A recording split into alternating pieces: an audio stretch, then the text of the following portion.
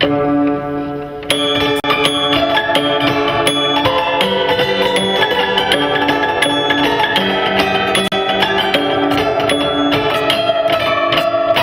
Antonio Pasqualino International Puppet Museum of Palermo was founded in 1975 by the Association for the Conservation of Folk Traditions, following the will of Antonio Pasqualino, a surgeon and an anthropologist expert of the history and culture of Sicily.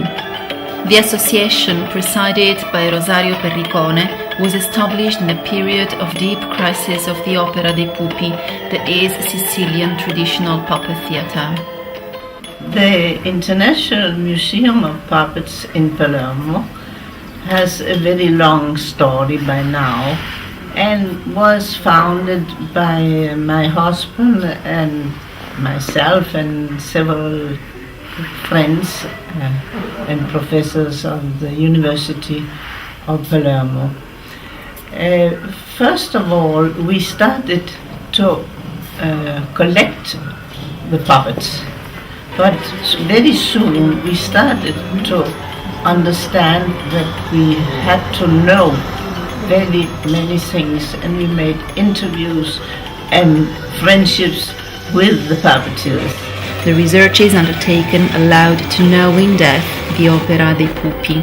Moreover, the long-term friendship and collaboration with puppeteers from all over Sicily led to innovate the shows in order to attract new audiences. We found out that the puppeteers, the old-fashioned way of making the performance, was very slow. It was actually a sort of club. The same people came every evening, and they had a story that continued every day for about 300 days of the year, and this made it a very long show. And this made that my husband were working with some of the puppeteers, teaching them to make shorter their performances, and also to make a performance that could stay in its own, that is, that you could see without knowing beforehand all the story.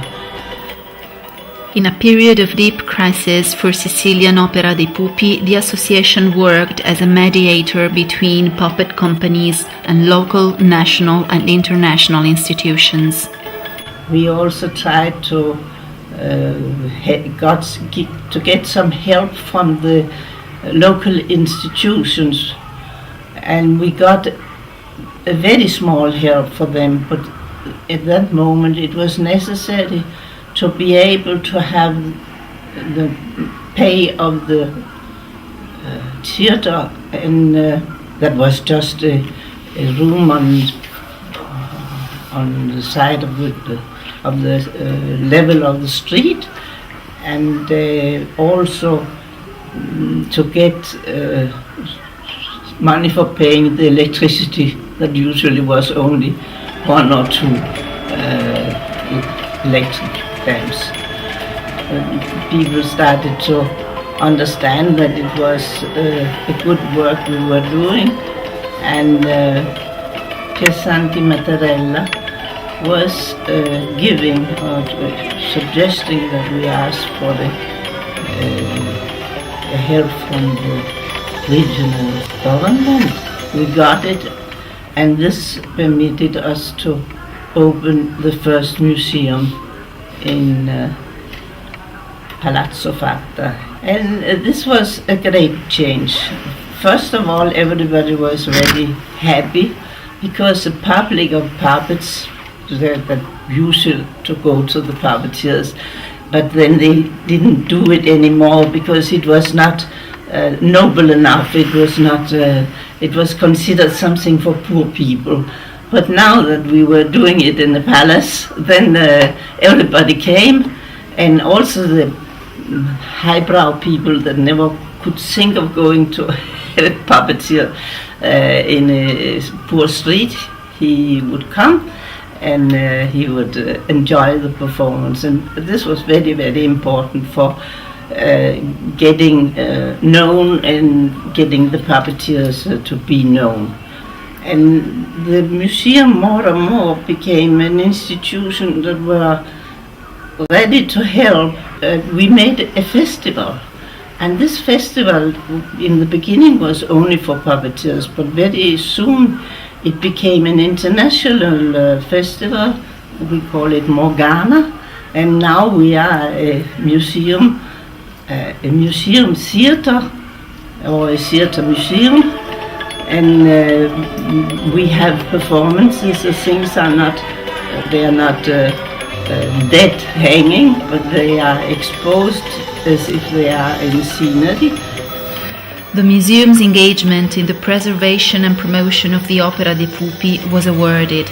In 2001, the UNESCO declared the Opera dei Pupi a masterpiece of the oral and intangible heritage of humanity, following the submission of an application supported by the museum. And in 2014, the association was accredited as an NGO counselor of the UNESCO Committee of ICH by virtue of its recognized competence in the field of study and research of cultural heritage. The number of puppet companies has raised, and they still collaborate with the museum.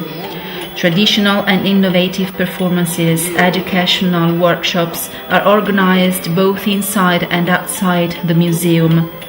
Notwithstanding, new efforts are necessary, and the adopted strategy based on an intercultural and interdisciplinary approach needs to be further implemented to face the challenges of the contemporary world.